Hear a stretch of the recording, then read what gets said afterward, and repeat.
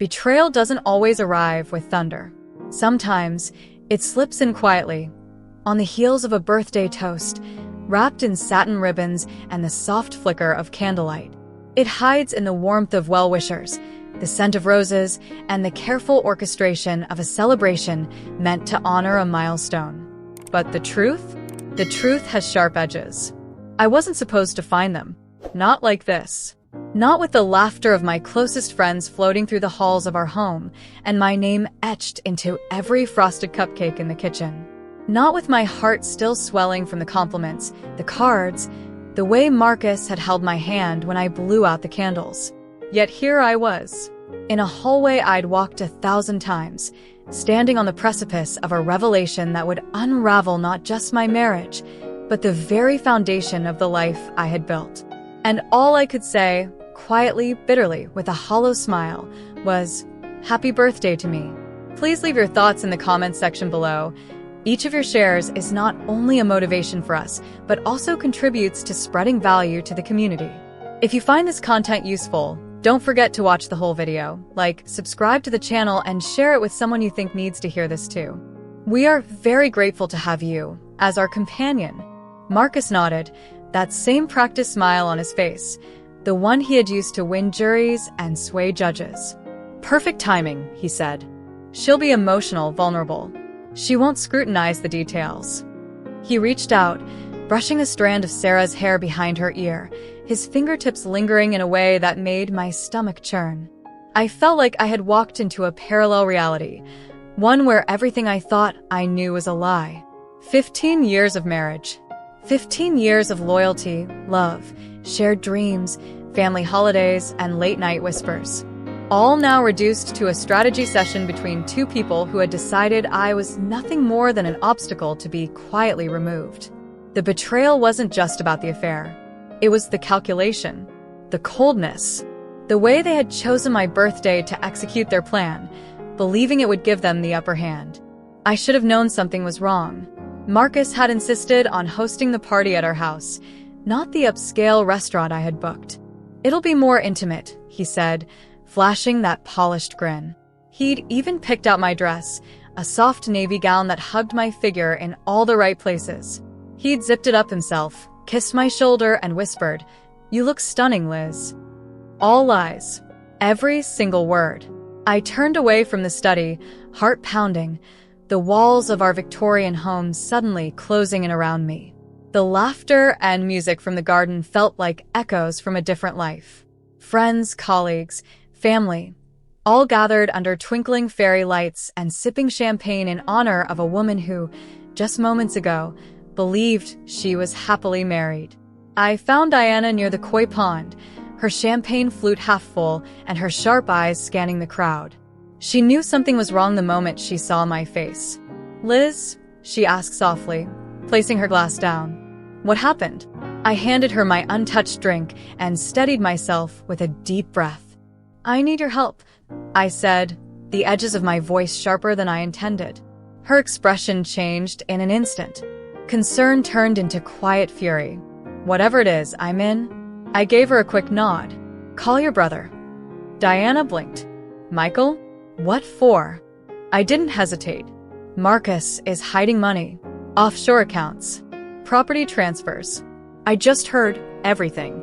They're serving me with divorce papers tonight." Her jaw dropped. "On your birthday?"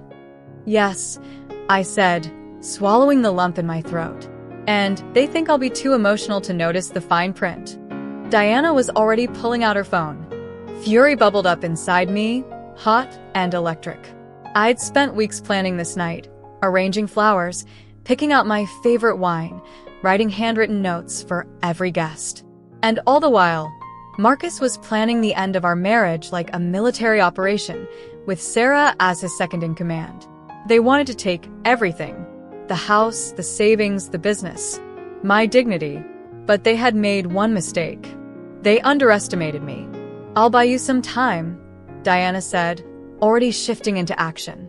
"You slip away, gather anything you can. We'll get through this, but tonight you smile. Tonight you host your party." I nodded, my spine straightening. "Help me fix my makeup. We have a show to put on." In the powder room, the light above the mirror flickered, casting a soft glow on my face.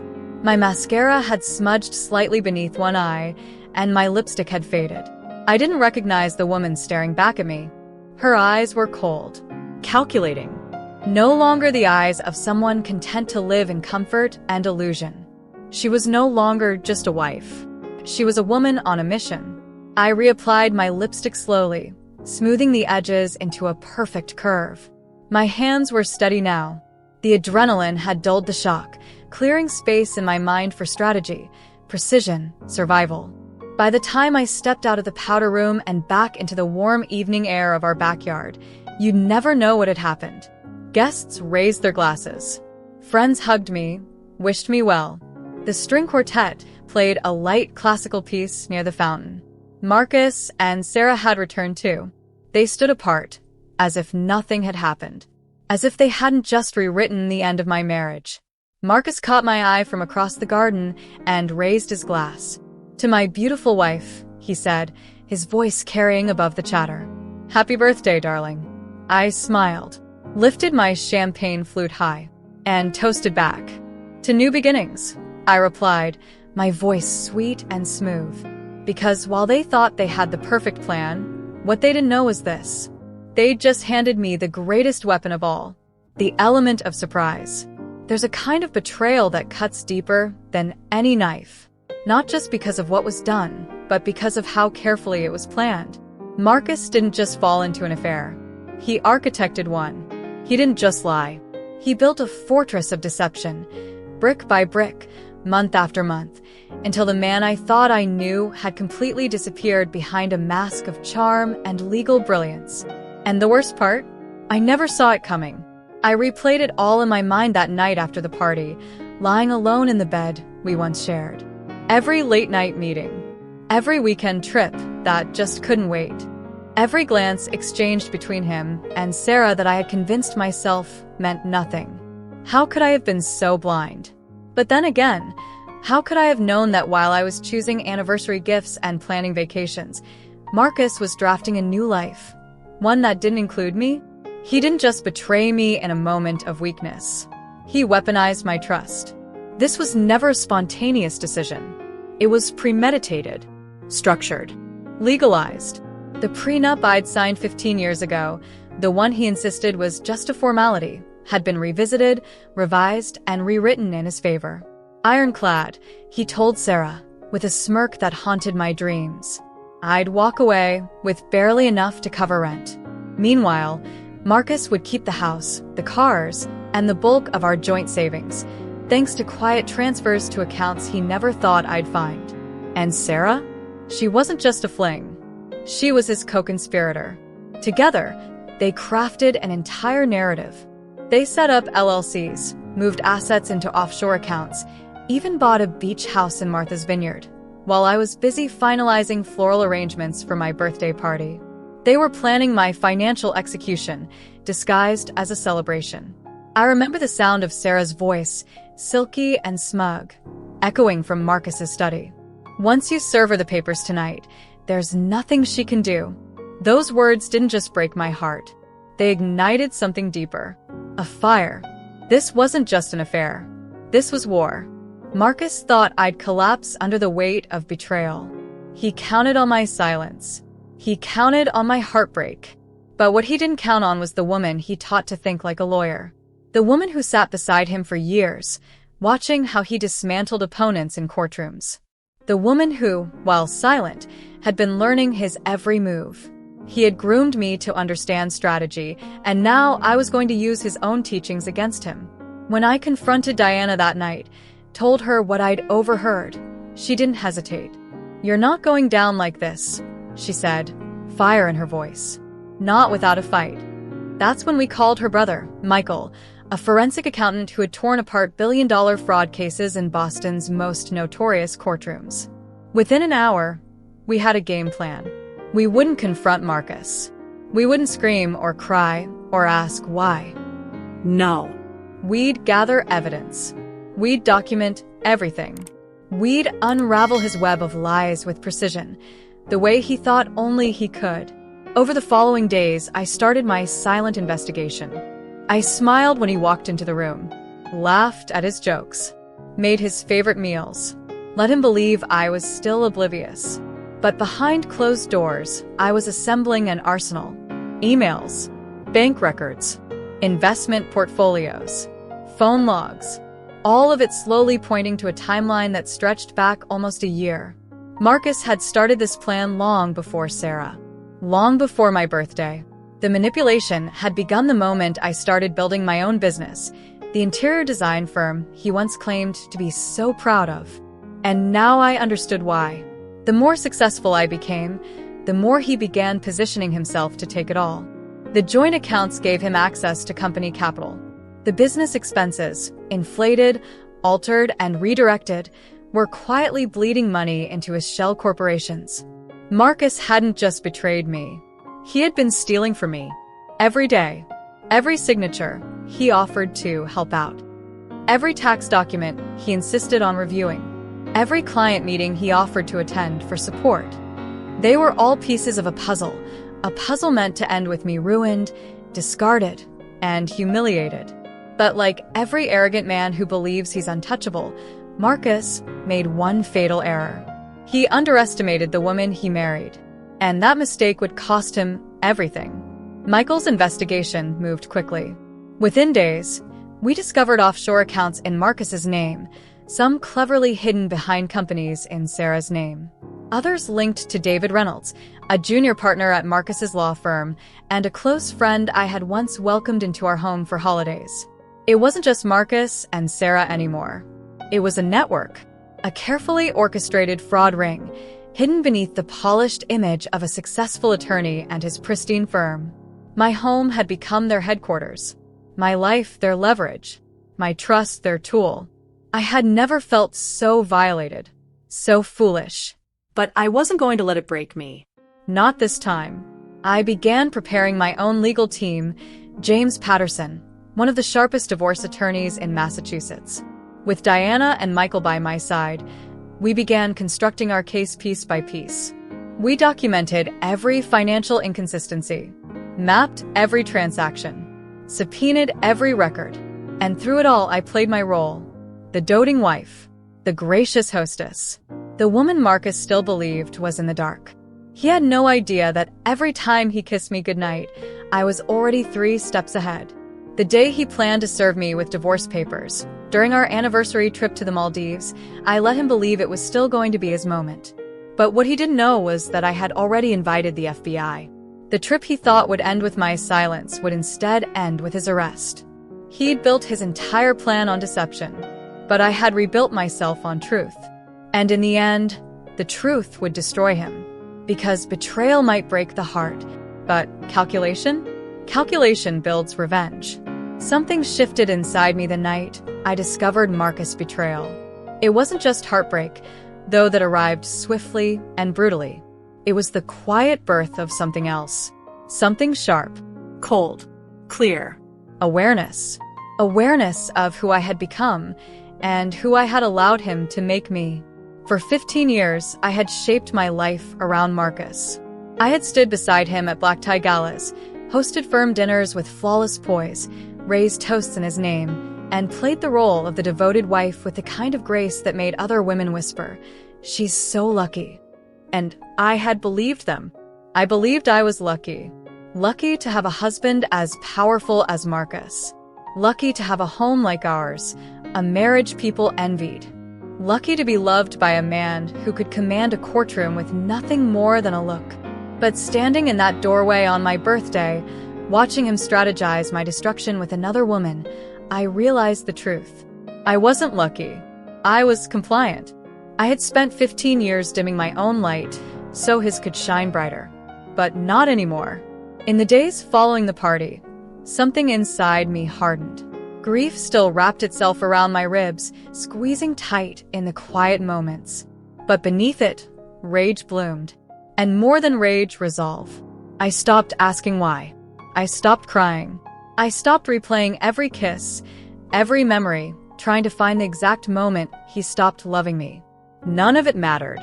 What mattered now was this. Marcus had chosen war. And I was no longer interested in survival. I was interested in victory. "We're going to take him apart piece by piece," James said one morning, spreading legal documents across my kitchen island. Diana leaned in, coffee in hand, her gaze sharp. "You don't just get to erase someone like Liz and walk away with everything." Michael had uncovered 3 more accounts linked to shell companies, each one used to funnel money Marcus had stolen from our business, our marriage, and our future. I took it all in silently. I no longer flinched when I saw the extent of his lies. The numbers, the fake names, the transfers that matched up with dates I remembered all too well. Our anniversary, my mother's funeral, even the week I was hospitalized for exhaustion. He had sat beside me, holding my hand with one palm while transferring thousands out of our account with the other. I felt hollow, but inside that hollow space, a fire had taken root, and it was growing.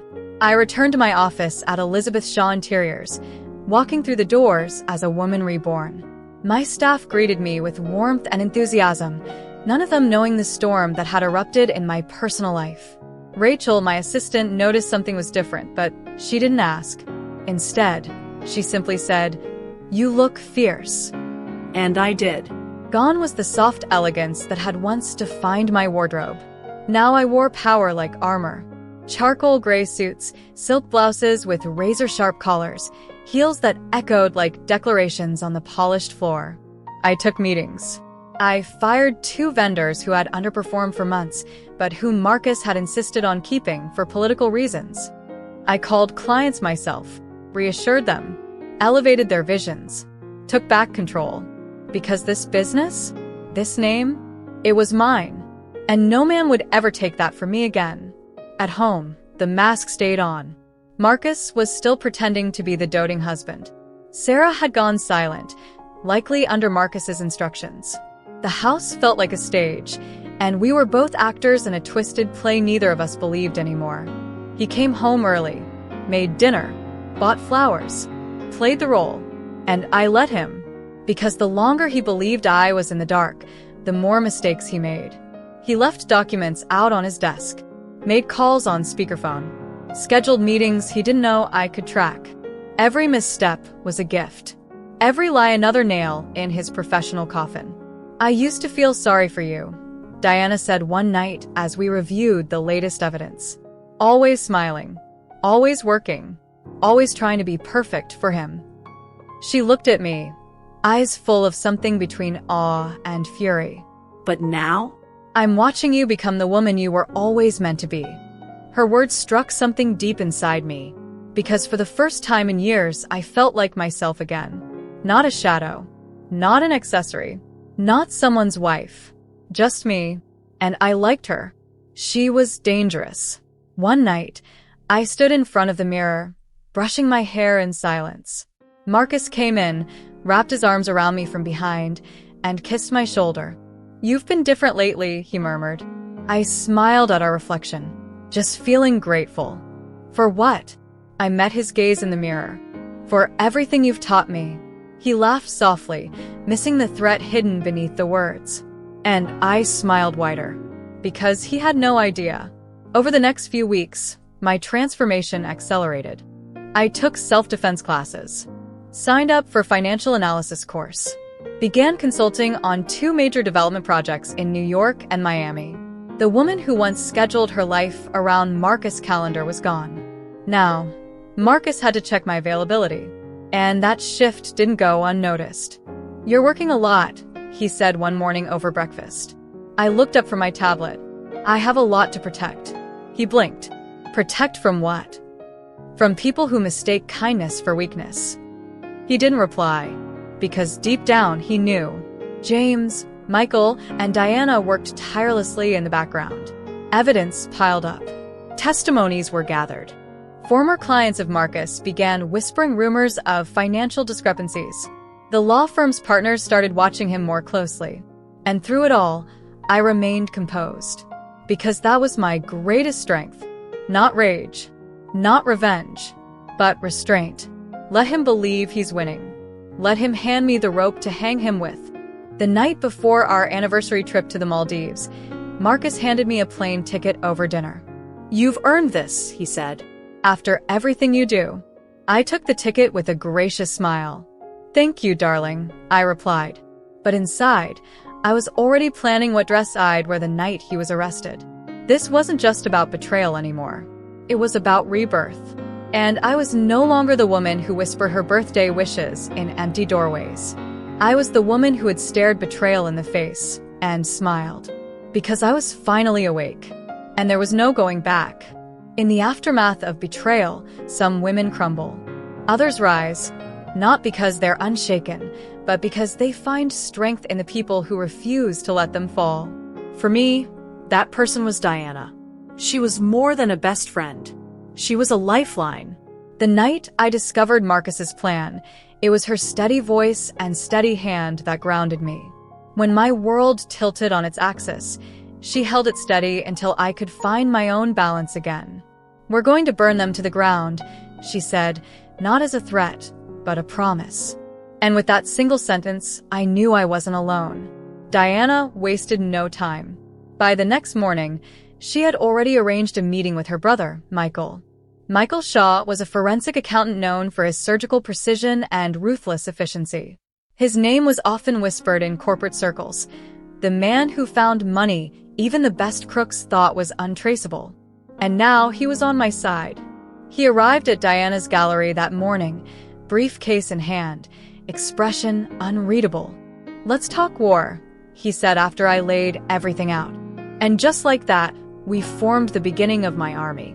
Within hours, Michael had identified irregularities in our joint savings.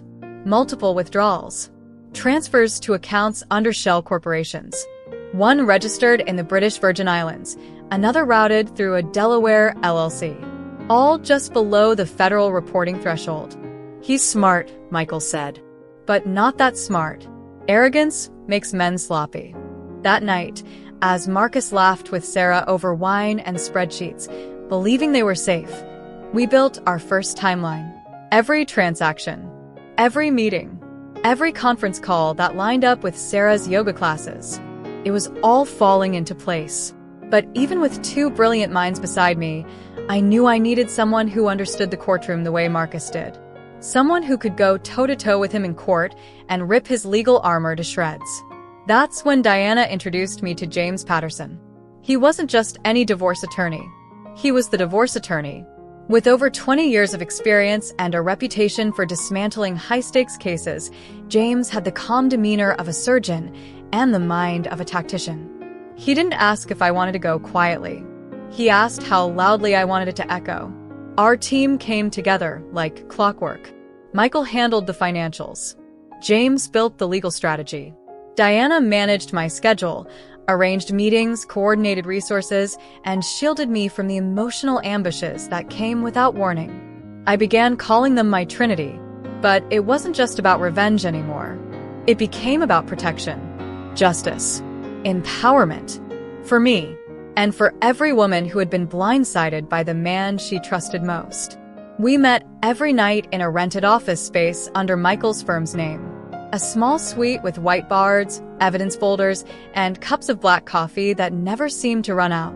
We mapped Marcus' every move, created digital folders, color-coded accounts, plotted real estate purchases, matched dates to voice recordings Diana's private investigator had collected. And slowly, a monster emerged. It wasn't just Marcus hiding money. It was Sarah, too. It was David Reynolds. It was an entire shadow network masquerading behind polished courtrooms and expensive suits. My rage evolved into focus, grief into grit. Every discovery was another breath in my lungs. Every spreadsheet another step forward. The more we uncovered, the more I realized just how strategic Marcus had been. The divorce papers were dated for our anniversary. The language in the prenup had been updated a year earlier. Quietly, buried in a routine legal renewal, Marcus insisted I sign without reading. He'd changed the terms, rigged the game. But I had my own rulebook now. Rachel, my assistant at Elizabeth Shaw Interiors, became our silent warrior. Once I let her in on what was happening, she didn't hesitate. She began pulling every invoice, every banking document, every transfer related to our firm's accounts. And it didn't take long to find a rot. Inflated invoices, diversion of international supplier funds, unexplained vendor charges. Marcus had been bleeding my company dry. He really thought you'd never look, Rachel whispered, her voice shaking. He thought I wouldn't know how, I replied, tightening my grip on the documents. He forgot I built this business, not him. James worked quickly, petitioning the court to freeze any marital assets until further review. He submitted a confidential list of suspicious accounts and property holdings. And thanks to Michael's connections, we were granted quiet subpoenas on several bank accounts. The offshore trail widened. Sarah had opened her own accounts. David Reynolds had acted as a silent partner in 2 of the LLCs. And buried beneath layers of corporate fog, we found luxury purchases Marcus had made under company expenses, including a platinum necklace, still in the velvet box I found in his study. A gift he never gave. Because it wasn't meant for me. Diana became my emotional fortress. When the days grew too heavy. When my hand shook while holding proof of Marcus' lies. When the image of him and Sarah kissing across my birthday cake haunted my dreams, she was there. You don't have to be okay every minute, she told me. You just have to keep going. We'll carry you when you can't. She kept tissues in her bag and whiskey in her drawer. She knew when to talk and when to sit in silence. And sometimes, that's all it took to keep breathing. We weren't just building a case anymore. We were building a wall. One brick at a time. One document at a time. One night at a time. And when Marcus finally realized I wasn't playing the fool, it was already too late. He came home one night, tension radiating off him, his tie loose, eyes dark. Elizabeth, he said, we need to talk. I looked up from the architectural sketches I was reviewing. Of course, dear. What about? He paused. There's been complications. I smiled. In the Maldives trip planning? He flinched. Barely. But I saw it. No. Just work. Clients are getting jumpy. That happens when people lose trust, I said lightly. But you already know that. He blinked. Something passed between us then. Not love. Not regret. Recognition. He knew. I knew. And we both understood that the game had changed. Support came in unexpected places too. Margaret, Marcus' longtime secretary before Sarah, reached out after seeing a cryptic society column Vivian published in the Boston Globe. She came to our office, holding a leather-bound notebook and years' worth of knowledge. I always suspected, she said quietly. But I never had proof. Just instincts. And fear. She handed us call logs, meeting notes, copies of internal memos she'd quietly saved before Sarah took her place. He tried to erase me, Margaret said, but I remember everything. She became our witness. And our weapon. The network grew. And with it, so did my resolve. The Elizabeth Shaw who once lived in Marcus' shadow no longer existed. Now, I had an army. A best friend who would go to war beside me. A brother-in-arms who followed financial trails like bloodhounds. A legal powerhouse who read the law like scripture. An assistant who guarded my business like a soldier. A former secretary with a ledger of sins. And more than anything, I had myself. Scarred. Wiser. Stronger. Ready. This is more than a divorce, James said one night as we finalized the next court filings. It always was, I replied. He looked at me, a rare glint of admiration in his voice. Then let's make sure the world knows it. And with that, we put the final pins in our map. The timing, the exposure, the evidence. The day Marcus planned to serve me papers in paradise, we would bring paradise crashing down. Because betrayal breeds warriors. And thanks to the people who surrounded me, lifted me, stood behind me with unwavering loyalty, I had become one. By the time our evidence board filled half the office wall, the truth was no longer just a hunch, it was undeniable. A tapestry of betrayal was unraveling thread by thread, and Marcus was at the rotten core. The deeper we dug, the more monstrous it became. He hadn't just betrayed me.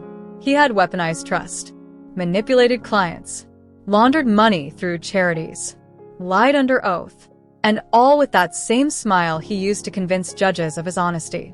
That smile he used on me. Michael was the one who noticed the pattern first. "Look at these," he said, spreading out the printouts. Every third Friday. 8 months straight. $99,000 transfers. All from your joint account to an LLC registered in Delaware. "That's Sarah's name on the LLC," Diana whispered, leaning over the papers. Michael nodded. "And here's another. Different name. Same address. Same bank routing." Sarah hadn't just helped Marcus. She was getting paid. Quietly. Regularly. In amounts just under the federal reporting limit. It was deliberate. It was rehearsed. It was criminal. I sat in silence, my breath shallow, as I processed the scale of what they'd done. I remembered Sarah's polite smile at the holiday party. The way she'd offered to help serve champagne. The way she'd complimented the living room decor. Details only someone familiar with my design layouts would know. "They planned this," I said softly. "From the moment she joined the firm." "Actually," Michael replied. "From before that." He pulled up a LinkedIn connection. Sarah worked for David Reynolds before she joined Marcus. He trained her. Diana's jaw dropped. They planted her. My hands trembled as I reached for the manila folder James had prepared. Inside were copies of updated legal documents Marcus had snuck into my signature pile over the last year. Revisions to the prenup. Adjustments to power of attorney. Quiet permissions that gave him limited access to my business accounts. He'd layered it all so cleverly. Always amidst other papers. Always when I was distracted. A legal ambush. Signed with my own pen. The PI Diana had hired brought us surveillance. Photos. Audio. Video. Marcus and Sarah walking into a luxury condo office. Marcus and David Reynolds sharing coffee with a Cayman Islands banker. Sarah entering a jewelry store on Newberry Street, the same place Marcus bought my engagement ring. "They're moving money through luxury goods now," Michael explained. "Harder to trace. Liquidatable." I felt sick. Not just because of the betrayal, but because of how intimately they used my life as their playground. My name, my business, my trust. "How long?" I asked one night, the exhaustion thick in my voice. James looked up from the financial charts. "At least 18 months. Maybe longer." 18 months. A year and a half of lies. Of pretending. Of kissing me goodbye before going to her. Of using my company, my resources, and my name to steal. I thought of our family dinners. Our vacations. The birthday gifts. The nights I woke up alone and told myself he was just working late. He wasn't working. He was planning. "They never expected you to fight back," James said. "They thought you'd be too hurt to act. Too emotional." "They underestimated the wrong woman," Diana added. I smiled. But there was no joy in it. Only fire. Rachel discovered forged vendor documents. Marcus had rerouted payments meant for our Italian suppliers into a domestic account. One supposedly managed by a logistics firm, but the tax ID traced back to Sarah's cousin. More layers. More lies. James prepared injunctions. Michael tracked offshore trails. Diana coordinated witness testimonies from 3 former clients Marcus had defrauded. Vivian, our Boston Globe contact, began crafting a slow burn series in her society column. First, a power couple spotlight. Then, a quiet mention of Marcus's sudden real estate interests. Finally, subtle commentary on financial scandals in elite legal circles. We were preparing the public narrative. Setting the stage. Margaret, Marcus' former secretary, brought us gold. "I never erase my backups," she said, unlocking her old laptop. She handed over call records, schedules, client memos, and a calendar noting meetings Marcus had with Sarah months before she was officially hired. One notation chilled me. Client dinner, M/S, discuss trust redraft. M/S. Marcus. Sarah. He'd begun redrafting the prenup with her, before she ever filed a single document for the firm. By week 4, we had enough evidence to make the DA's office take interest. James handed over our first complete case file. The assistant DA reviewed it with a frown that turned to open shock. "This isn't just a divorce," she said. No, James replied. It's a conspiracy. They opened a preliminary investigation. A quiet one. For now. But the clock had started ticking. Meanwhile, Marcus remained unaware. He smiled. He lied. He brought me breakfast in bed, said he missed how close we used to be, and I played the part. I laughed, kissed his cheek, planned our anniversary trip like it was the highlight of my year. Because the longer he believed the illusion, the closer we came to ending it. One evening, he stepped into my home office, holding a bottle of wine. To us, he said. To us, I replied. And in my mind, I counted the days. 15. Until the Maldives. 15. Until he tried to serve me papers, humiliate me on the same beach where he once promised forever. 15. Until I served him a reckoning. Michael flagged another transaction. A charity donation made in the name of my company. $500,000. The money never reached the hospital, Rachel confirmed. He redirected it. Charitable fraud, James said. We add that to the charges. I pressed my palms against my desk. He used my business to launder money through a children's hospital. Rachel's voice broke. I volunteered at that gala. Diana slammed her hand on the table. We take them all down. Marcus. Sarah. David. Every last one. Margaret connected us with a junior associate at the law firm who had started to grow suspicious. He provided internal emails, some of which contained Marcus's signature authorizing transfers of client funds into shared project accounts. Accounts that never saw actual projects. He's risking the firm's license, James said. They'll cut him loose the second this surfaces. Then let's surface it, I said. We set a meeting with Vivian. You ready for the next phase? She asked, pen poised. Make them feel famous, I said. Make them feel safe. The next article featured Marcus and Sarah in a behind-the-scenes at the firm spotlight. Photos of their work ethic. Mentions of late nights. Innocent. Respectable. Perfect. Because when the truth hit, the contrast would shatter them. James finalized our legal timeline. 15 years of marriage. 18 months of financial concealment. 12 months of coordinated fraud. 6 months of forged documents. And one woman who had spent the last 60 days preparing to dismantle it all. You ready?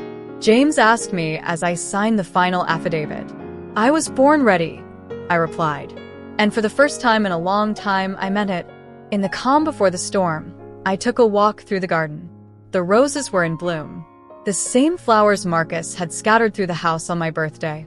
The same ones that perfumed the air while he kissed another woman in our study. The scent no longer brought pain. It brought focus. We make this count, I whispered. To the flowers. To the ghosts. To the woman I used to be. Because this wasn't just about catching him. It was about reclaiming everything. My dignity. My business. My name. And when the curtain fell, I wouldn't just be the woman who exposed Marcus Walker. I'd be the woman who reminded him, and the world, that underestimating a woman isn't just a mistake. It's the beginning of your downfall. Please leave your thoughts in the comment section below. Each of your shares is not only a motivation for us, but also contributes to spreading value to the community. If you find this content useful, don't forget to watch the whole video, like, subscribe to the channel, and share it with someone you think needs to hear this too. We are very grateful to have you as our companion. Revenge is a dish best served not cold, but calculated. I didn't want to lash out. I wanted precision. I wanted Marcus to see it coming, just too late to stop it. And as the days ticked by, I wove our trap like silk. Quiet, deliberate, lethal. We had a timeline now. Marcus had planned to take me to the Maldives, his grand finale. A place of palm trees and turquoise water, where he could smile for photos and kiss my cheek before dropping the papers into my lap like a death sentence. The same place we'd honeymooned. The same beach where he promised me forever. How poetic. Too poetic. He wanted closure, wrapped in expensive linen and the scent of orchids. I wanted consequences. He won't just be served divorce papers, James said, laying out the plan in our secret war room. He'll be served indictments. Michael nodded, tapping on his laptop. We have enough to involve federal agencies. SEC, IRS. maybe even the FBI, depending on how deep this goes. Diana, ever the strategist, leaned over the table. But we need him there when it happens. No last-minute cancellations. No time to hide. We make it the perfect moment, I said. Like he tried to make mine. The preparation was surgical. We coordinated with federal investigators. We set deadlines for filing. We created a network of legal triggers that would all hit on the same day. I even reached out to Vivian. When this breaks, I told her, don't just report it. Narrate it. Her smile was slow, sharp. Like a good opera. Exactly, I said. A symphony of scandal. Back home, Marcus continued to play the devoted husband. He booked spa appointments. He sent flowers to my office. He asked what kind of wine I wanted with our anniversary dinner. I answered with calmness that unnerved even me, because I had never been so clear, so free, so in control. You've changed, he said one evening, watching me across the dinner table. I've remembered who I am, I replied. He raised his glass. I like this version. You shouldn't, I whispered. But he didn't hear.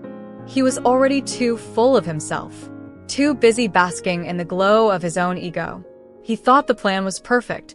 He had no idea he was walking into a minefield. The week before we left, the DA's office finalized the charges. Wire fraud, money laundering, embezzlement, tax evasion, and, my favorite, charitable fraud. He'd used donations meant for terminally ill children to fund a down payment on a penthouse. Even the agents reviewing the files had gone silent with disgust. You want poetic? James asked as he slid the arrest warrant into a waterproof folder. Let's give him poetry. Sarah remained close, but her edges were fraying. She'd stopped smiling so much. She wore less lipstick. She looked over her shoulder more often. She could feel it too. Not the trap, but the shift. The shift in Marcus. In me. In everything. She knew something was coming. She just didn't know what. The night before we flew out, I packed my suitcase like a general preparing for war. Notebooks, burner phones, signed affidavits, copies of everything, and one red dress. It was silk, cut sharp at the waist, feminine, but powerful. You're really doing this, Diana said behind me, watching from the doorway. I have to. No. You want to, and that's what makes it powerful. She walked over, slipped a folder into my hand. Flight logs. Confirmations. The feds are already there. I took a deep breath. This was it. Marcus was gleaming the next morning. Pressed linen shirt. Designer sunglasses. That confident strut. He kissed my temple as the plane lifted off. This will be unforgettable, he said. It will, I agreed. He laughed. I smiled. And beneath that smile, I counted the hours. The Maldives looked the same. Blue sky, white sand, water that shimmered like sapphire. But I was not the same. Not the girl who believed in fairy tale promises. Not the wife who made excuses. Not the woman who let betrayal bloom in her own home. Now I was the story, and Marcus was about to learn what happens when the heroine turns. That night, he led me to the beach. The torches, The candlelight. the table for two, draped in silk. I wanted this to feel familiar, he said. It did. Too familiar. He poured the wine, Sat down. reached into his jacket. Elizabeth, there's something I need to talk to you about. I beat him to it. Actually, there's someone I invited. He blinked. Invited? Yes. A few people. From the shadows, they emerged. James. Diana. Michael. 2 federal agents. And finally, Vivian holding a press badge and a camera. The expression on Marcus's face was pure poetry. What the hell is this? He snapped, standing. James stepped forward. Marcus Walker, you are under investigation for multiple counts of federal fraud. This isn't a formal arrest, but you are hereby notified. You'll be contacted for questioning within 48 hours. Marcus turned to me, furious. You did this. You wrote the story, I replied. I just published it. He stormed away. Sarah was already crying. And the agents? They stayed. They watched. documented, ensured the message was clear. You're seen. You're caught. And this time, the woman you underestimated is writing the ending. The fallout was immediate. Vivian's story hit the digital press within hours. Boston elite attorney under federal investigation. Charity funds missing. Offshore accounts traced. Legal empire crumbling amid affair allegations. The firm released a statement. Marcus was suspended. Sarah went on medical leave. David Reynolds, the third wheel in their scheme, lawyered up. And me? I went home. Not in disgrace. In glory. Back in Boston, my office was flooded with support. Clients. Friends. Media inquiries. The woman Marcus tried to erase had become the face of empowerment. And while he tried to gather the fragments of his career, I rebuilt mine into an empire. The Elizabeth Shaw Foundation was born within weeks, dedicated to financial literacy for women, workshops, legal aid, private consulting. What made you start this? A reporter asked. A birthday, I replied, and a betrayal. Marcus never saw it coming. That was the sweetest part, not the downfall, but the fact that he believed I was weak. He bet everything on my silence. He thought he was the storm, but I had become the hurricane. And I wasn't finished. The feds are moving forward, James told me weeks later. And Sarah's turning. Of course she is. We think Marcus will try to settle, avoid trial. Let him try. Because now I wasn't afraid of trials.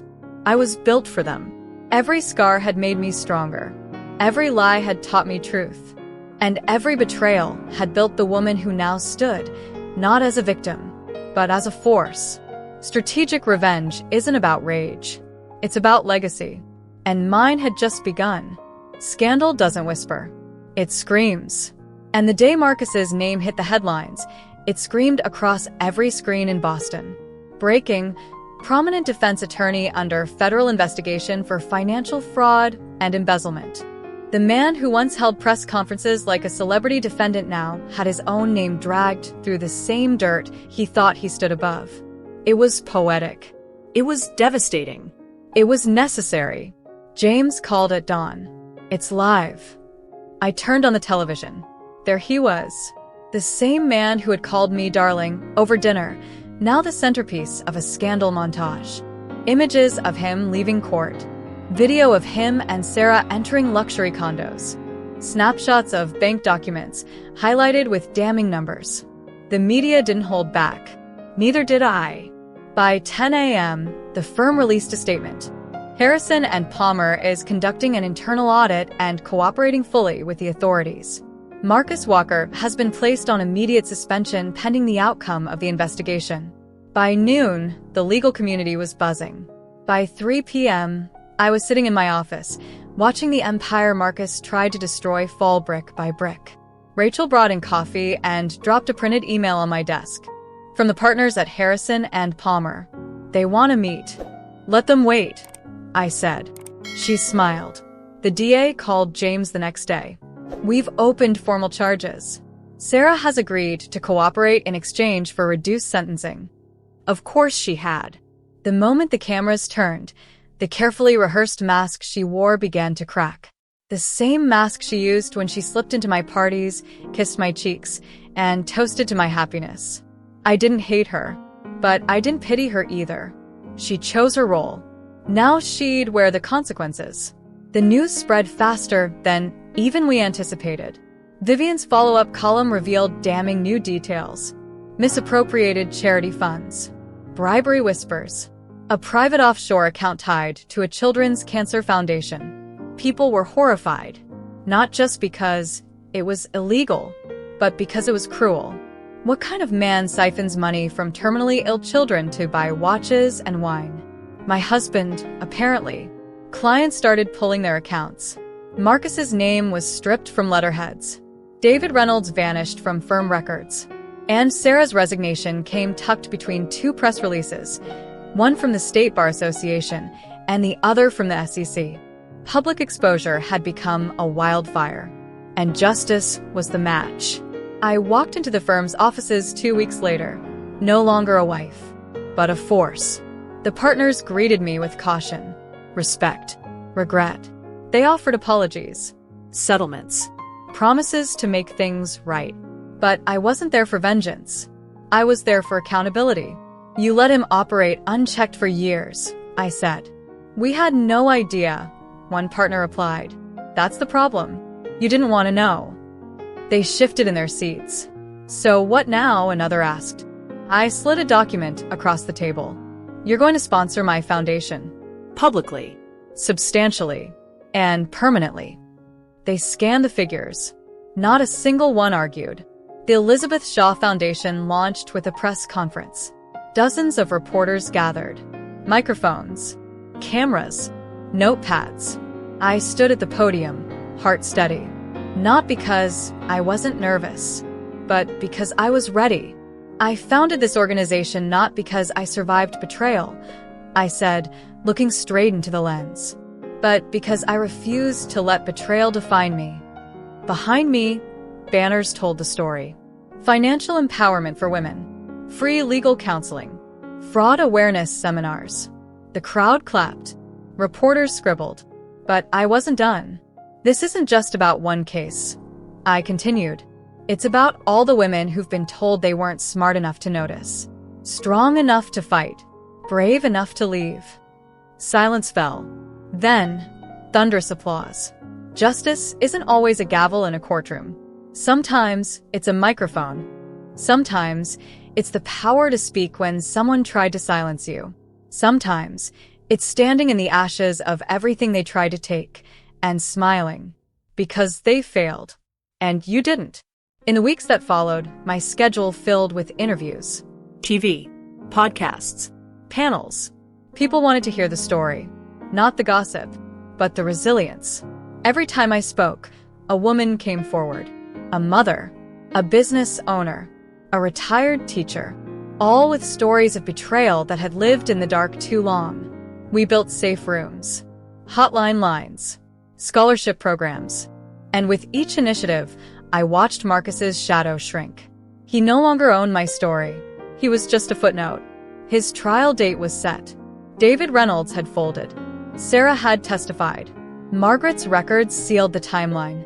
Even Anderson, his former client, had taken the stand. Marcus never looked at me once. Not in court. Not in the news. Not even when the verdict was read. Guilty. On all counts, he was sentenced to 15 years. One for every year of our marriage. I sat outside the courthouse after the verdict. The sun was setting. Diana brought coffee. It's over, she said.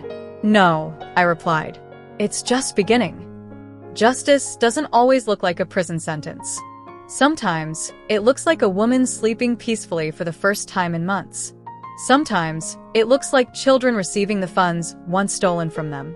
Sometimes, it looks like silence, where once there was only chaos. The firm changed policies, required audits, mandatory fraud prevention training. They asked me to speak at their annual ethics retreat. I declined. Some wounds needed to scar without being reopened. But I did send a donation request. They accepted. Rachel became the foundation's finance director. Margaret joined as a senior advisor. James continued working pro bono for women in need. Michael built an entire department specializing in fraud recovery.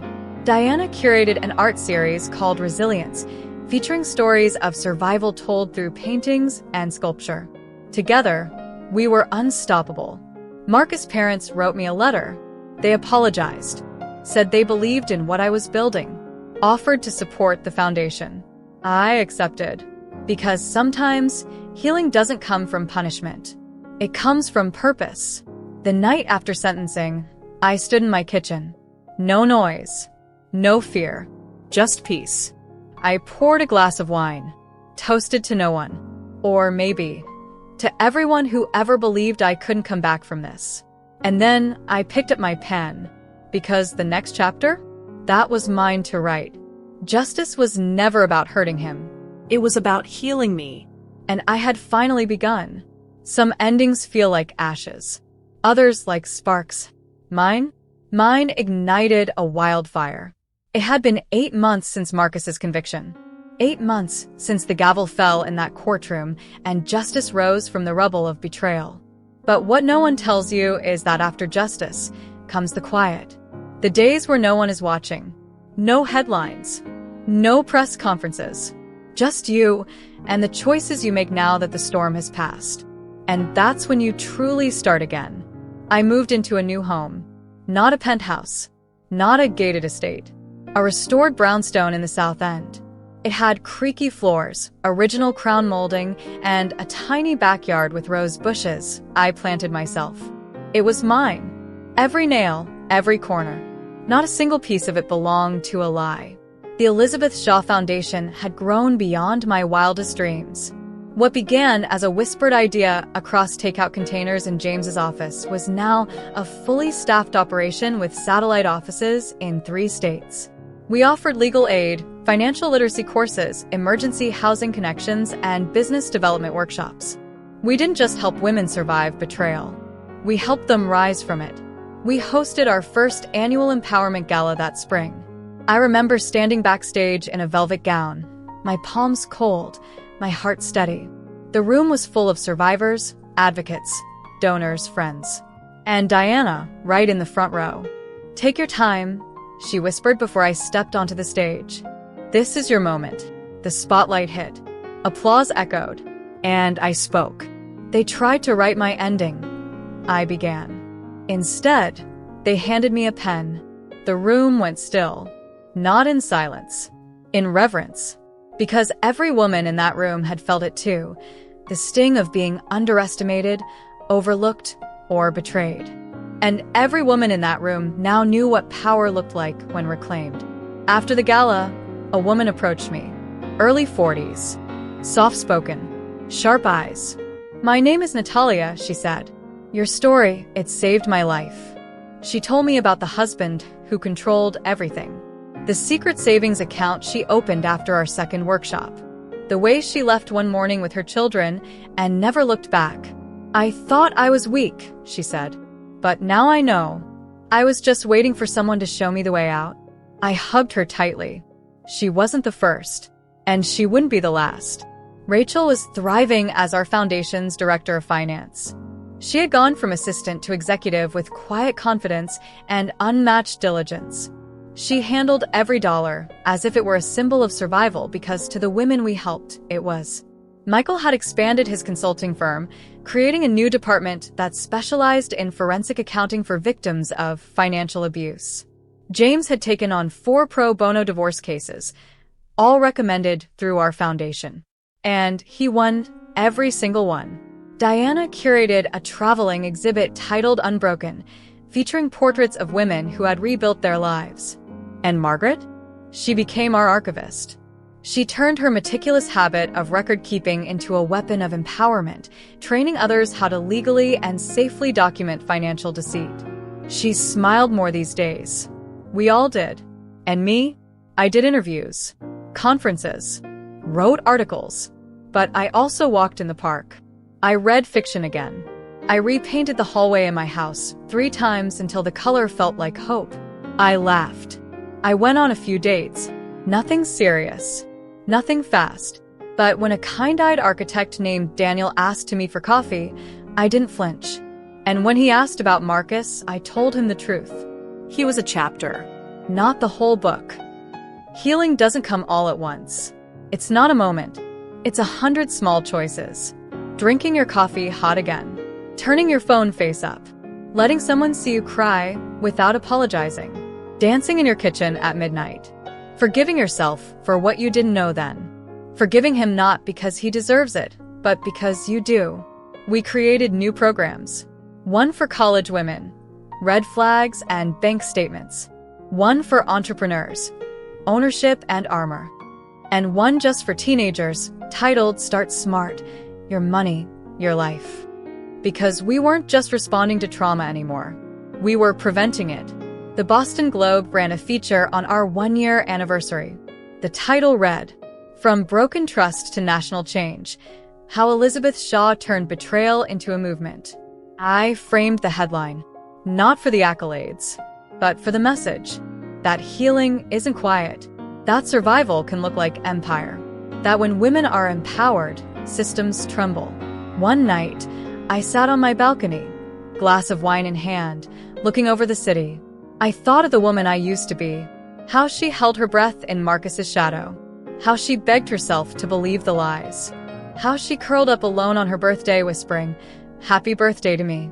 I wish I could hold her, tell her the pain would become purpose, tell her she'd learn to love herself louder than any man ever had, tell her the betrayal wasn't the end, it was the fire, and she would be the phoenix. The foundation received a federal grant. We opened 2 more offices, launched an app, hired a legal team dedicated solely to helping undocumented women navigate divorce safely. We partnered with financial institutions to create alert systems for suspicious spousal withdrawals. We lobbied for a bill, and we won. It required transparency in joint financial assets during divorce proceedings. We named it the Shaw Act. And yes, I cried in the chamber when it passed. Marcus appealed his sentence. And lost. Sarah published a ghost-written memoir. I never read it. David Reynolds was disbarred and disappeared. Justice had done its work. Now we were doing ours. Sometimes women ask me, "How did you keep going when it hurts so much?" I tell them the truth. Because I had to. Because I wanted more. Because the pain taught me where the power lived. It lives in knowledge, in connection, in showing up anyway.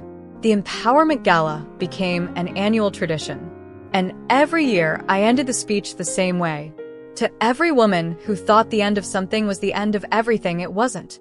It was just the beginning. Now I sleep deeply. I wake without dread. I trust myself. I trust the process. I trust that no betrayal, no matter how cruel, is stronger than a woman who decides to rise. Because I rose. Because I am still rising. And because now I teach others how to do the same. That's the power of a new beginning. Not erasing the past, but writing over it, in bold, bright ink, with the kind of strength that can only come from breaking, and healing, and choosing yourself, again, and again, and again. Legacies are rarely planned. They are forged, through fire, through heartbreak, through resilience. I never meant to build a legacy. I just wanted to survive. But what began as survival grew into something far more powerful, a movement, a message, a mirror for women everywhere who thought they were alone. They weren't, and I would make sure they never felt that way again. In the second year of the foundation, we launched the Women Who Rise campaign. It started as a blog series. Short stories submitted anonymously from survivors. Stories of being lied to, cheated on, emotionally manipulated, financially ruined. But also, stories of awakening, strength, laughter, freedom. We published one every week. At first, a few hundred readers, then thousands. Then we were featured in a national magazine. And then the stories came flooding in. There was Ava, who escaped a controlling husband by hiding $1 at a time in a hollowed-out book. Lisa, who divorced a famous chef after he stole her recipes and claimed them as his own. Jade, who put herself through law school while fighting for custody against a man who never wanted kids until she wanted to leave. Every woman was a warrior.